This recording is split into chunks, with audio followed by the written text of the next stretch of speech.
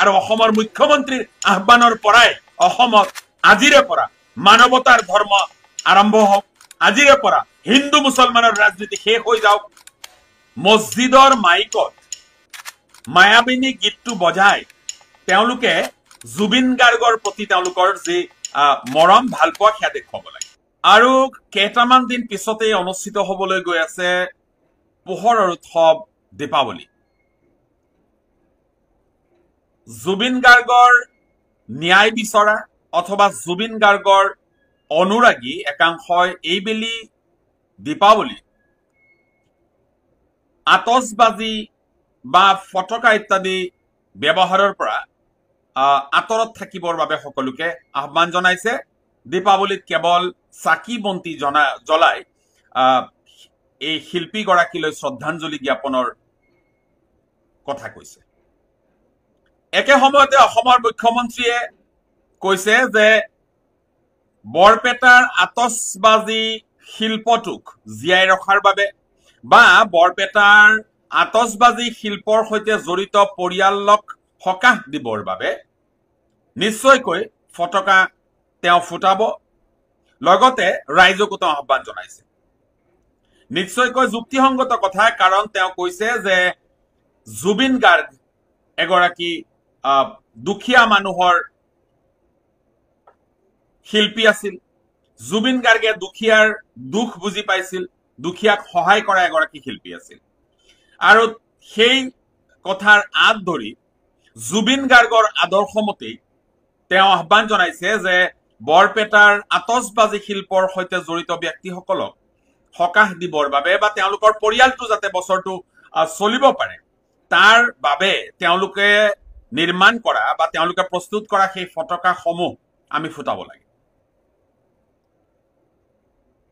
এতিয়া প্ৰশ্নটো হৈছে, সেই ফটকা ফুটোৱা বিষয়টোক লৈ মুখ্যমন্ত্ৰীয়ে উল্লেখ কৰিছে যে যদি দীপাৱলী তেনেদৰে উদযাপন কৰিব নালাগে তেতিয়াহ'লে বৰদিন উদযাপন কৰিব নালাগে, আৰু যদি বৰদিন উদযাপন কৰিব নালাগে নৱবৰ্ষ উদযাপন কৰিব নালাগে, আৰু যদি নৱবৰ্ষ উদযাপন কৰিব নালাগে তেতিয়াহ'লে ঈদো উদযাপন কৰিব নালাগে। এই যে প্ৰতিটো কথাতে কেৱল মাত্ৰ আন ধৰ্মক টানি অনাৰ যিটো প্ৰসংগ, এই প্ৰসংগটো অসমৰ মুখ্যমন্ত্ৰীয়ে জনহিতাৰ্থে পৰিহাৰ কৰিব লাগে। দীপাৱলীৰ প্ৰসংগ উত্থাপন হৈছে। দীপাৱলীৰ প্ৰসংগত তেওঁ যি কয় তেওঁৰ ব্যক্তিগত কথা, সেয়া অসমৰ ৰাইজে শুনিব বা সেয়া অসমৰ ৰাইজে সাৰোগত কৰিব নকৰিব সেয়া সময়ে কব। কিন্তু এই দীপাৱলীৰ প্ৰসংগৰে তেওঁ এই বৰদিনৰ কথাটো বা ঈদৰ কথাটো টানি অনাটো যুক্তিসংগত নহয়। প্ৰতিটো কথাতেই কেৱল ধৰ্মীয় মেৰুকৰণৰ যিটো তেওঁৰ চিন্তাধাৰা, এই চিন্তাধাৰাটো কোনো কাৰণত গ্ৰহণযোগ্য কথা এটা হ'ব নোৱাৰে। আজি জুবিন গাৰ্গৰ বিষয়টো লৈ অসমৰ ৰাইজ সতৰ্ক হৈ আছে। জুবিন গাৰ্গৰ বিষয়টো লৈ অসমৰ ৰাইজ মৰ্মাহত হৈ আছে। জুবিন গাৰ্গৰ বিষয়টোত এটা ন্যায় প্ৰাপ্তিৰ আশাত জুবিন গাৰ্গৰ অনুৰাগীসকল আশা পালি আছে। সেই সময়ত স্বাভাৱিকতেই আতচবাজি ইত্যাদি ফুটাই আনন্দ উল্লাস কৰাৰ পৰা বিৰত থকাৰ বাবে একাংশ জুবিন অনুৰাগীয়ে অসমবাসীলৈ আহ্বান জনাইছে। স্বাভাৱিক কথা এটা। ইয়াত কাৰোবাৰ আপত্তি নিশ্চয় থাকিব পাৰে, আৰু সেইসকলে পোহৰৰ উৎসৱ দীপাৱলী ফটকা ফুটাব পাৰে। সেইটো সকলোৰে ব্যক্তিগত কথা, কাৰণ এইটো এটা ধৰ্মৰ এটা উৎসৱ। কিন্তু সেই উৎসৱটো উদযাপনৰ ক্ষেত্ৰত যিটো আহ্বান কোনোবাই জনাইছে, সেই আহ্বানৰ প্ৰত্যুত্তৰ দিবলৈ গৈ অসমৰ মুখ্যমন্ত্ৰীয়ে যেতিয়া আন ধৰ্মৰ প্ৰসংগ টানি আনে তেতিয়া আমি কৰবাত দুখ পাওঁ যে এগৰাকী মুখ্যমন্ত্ৰীয়ে তেওঁৰ যিকোনো বক্তব্যত আন ধৰ্মৰ বিষয় টানি অনাটো সঠিক কথা নহয়। আজি আমি দেখিলো যে একাংশ 1500 টকীয়া গোবৰ ভক্ত যিসকল এতিয়া ফেচবুকত উঠি পৰি লাগিছে যে জুবিন গাৰ্গৰ ন্যায় প্ৰাপ্তিৰ বিষয়টোক এতিয়া ধৰ্মৰ সৈতে তেওঁলোকে সম্পৃক্ত কৰিব বিচাৰিছে।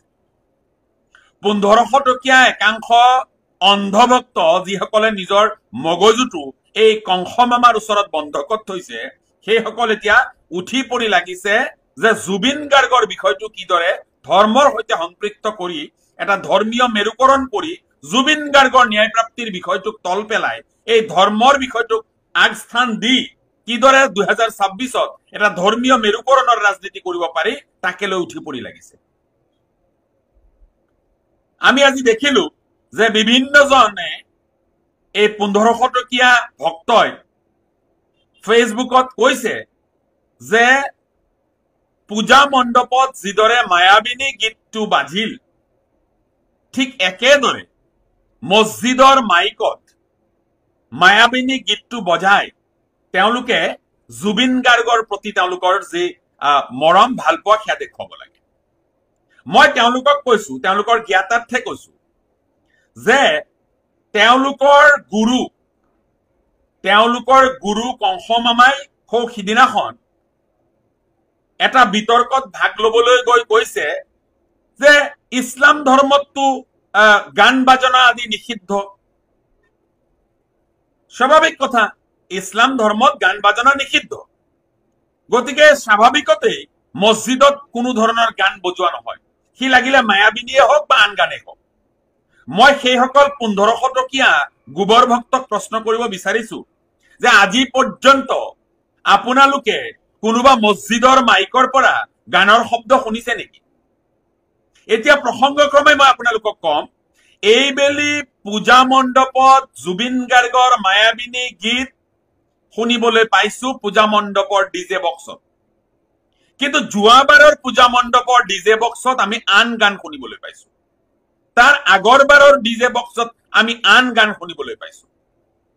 বিসৰ্জনৰ সময়ত ডিজে বক্সত উচ্চ স্বৰত বিভিন্ন হিন্দী চিনেমাৰ গানো আমি শুনিবলৈ পাওঁ। এটা স্বাভাৱিক কথা, আনন্দ উল্লাসৰ মাজত পূজা মণ্ডপ অথবা বিসৰ্জনৰ সেই ডিজে বক্সত গান বাজিছে, গান বাজিব, কিন্তু সেই কথাটোৰ লগত মুছলমানৰ ধৰ্মৰ উপাসনাস্থলী মছজিদৰ মাইকত গান বজাব লাগিব আৰু জুবিন গাৰ্গৰ প্ৰতি মৰম ভাল পোৱা প্ৰদৰ্শনৰ নামত মছজিদৰ মাইকতো মায়াবিনী বজাব লাগিব বুলি যিটো মূৰ্খৰ কথা কৈছে, এই সব মূৰ্খ। এইসকলৰ মন মগজু কেৱল ধৰ্মীয় বিদ্বেষেৰে ভৰা, কোনো বিষয়ৰ প্ৰতি তেওঁলোকৰ গভীৰ তত্ত্ব বা অধ্যয়ন একেবাৰেই নাই। এতিয়া আৰু এটা কথা মই প্ৰশ্ন কৰিব বিচাৰিছো, ভাৰতবৰ্ষৰ ভূতপূৰ্ব ৰাষ্ট্ৰপতি, বিশ্বৰ এগৰাকী স্বনামধন্য ব্যক্তি APJ আব্দুল কালামৰ মৃত্যুত তেওঁৰ মৃত্যু বাতৰিটো দিবৰ বাবে কোনোবা মন্দিৰত তেওঁৰ জানাজাৰ সময়টো এনাউন্স কৰা হৈছিল নে? মই কথাটো জানিবৰ বাবে সুধিছো যে APJ আব্দুল কালামৰ মৃত্যুত যেতিয়া গোটেই ৰাষ্ট্ৰ অথবা গোটেই বিশ্ব শোকত ম্ৰিয়মান হৈ আছিল, সেই সময়ত তেওঁৰ জানাজাৰ যিটো সময়, সেই সময়টো ৰাইজক জনাবৰ বাবে কোনোবা মন্দিৰৰ মাইকত এনাউন্সমেন্টটো কৰা হৈছিল নেকি? এই 1500 টকীয়া ভক্তসকলক সুধিছো, নাই কৰা, এনাউন্সমেন্ট হোৱা নাছিল, আৰু সেই লৈ কোনো মুছলমানে আপত্তিও কৰা নাছিল। সেই প্ৰসংগটো মুছলমানে কোনোদিন কবও বিচৰা নাই বা কোনো মুছলমানে সেই লৈ কোনো আপত্তি কৰা নাই, কোনো ফেচবুকত পোষ্টও দিয়া নাই যে কিয় মন্দিৰৰ পৰা APJ আব্দুল কালামৰ মৃত্যুৰ বাতৰিটো দিয়া নহল, কিয় মন্দিৰৰ মাইকৰ পৰা APJ আব্দুল কালামৰ জানাজাৰ খবৰটো দিয়া নহল। এই কথালৈ মুছলমানে কোনোদিন আপত্তি কৰা নাই, মুছলমানে কতো প্ৰতিবাদ কৰা নাই। কাৰণ মন্দিৰ মছজিদৰ খেলখনত যিসকল বিবেকবান মানুহ আছে, সেইসকল মন্দিৰ মছজিদৰ খেলখন খেলিব নিবিচাৰে। মন্দিৰ মছজিদৰ খেলখন খেলিব বিচাৰে এই 1500 টকীয়া এই মূৰ মগজু নাইকিয়া গোবৰ ভৰ্তি মগজুৰ এইসকল কিছুমান অন্ধভক্তই, তেওঁলোকৰ পাপ্পা, তেওঁলোকৰ সেই কংস মামাৰ পৰামৰ্শ মতে।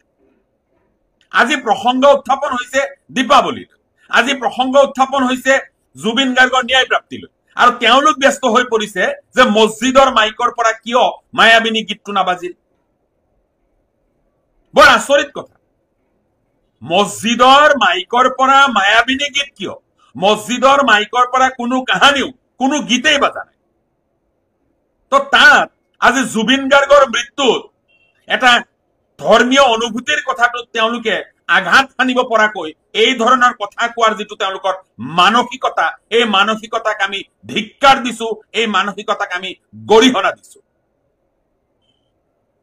নিজকে অতি জ্ঞানী বুলি ভবা, নিজকে অতি জ্ঞানী বুলি ভবা আৰু মহাপণ্ডিত বুলি ভবা এছাম গেৰুৱা শিবিৰৰ সেই তথাকথিত প্ৰবক্তা যিসকলে এই টিভি চেনেলত আহি কেৱল মাত্ৰ মুছলমান বিদ্বেষ বিয়পায়, সেইসকলৰ ফেচবুক পোষ্টতো আমি এই ধৰণৰ পোষ্টেই দেখিবলৈ পালো।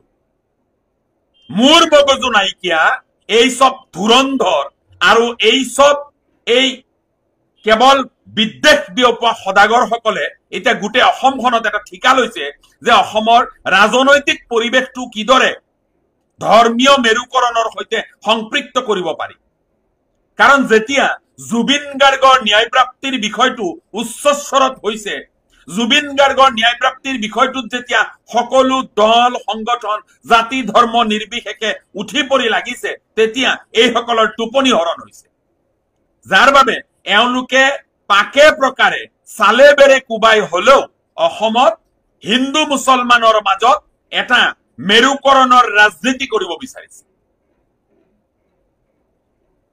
বৰ আচৰিত কথা যে যি সময়ত জুবিন গাৰ্গৰ ন্যায়প্ৰাপ্তিৰ বিষয়টোৱে আজি অসমত প্ৰাধান্য লাভ কৰিছে, সেই সময়টোতেই উজনি অসমৰ ঠিকাদাৰ, উজনি অসমৰ সেই কংস মামাৰ গোলাম আৰু ভিত্ত এটা, সকলোৱে চিনি পায় তাক, চেতা নে কিবা নাম তাৰ, সেইটো এতিয়া আকৌ সেই ভতুৱা কুকুৰৰ দৰে ভুকিবলৈ আৰম্ভ কৰিছে।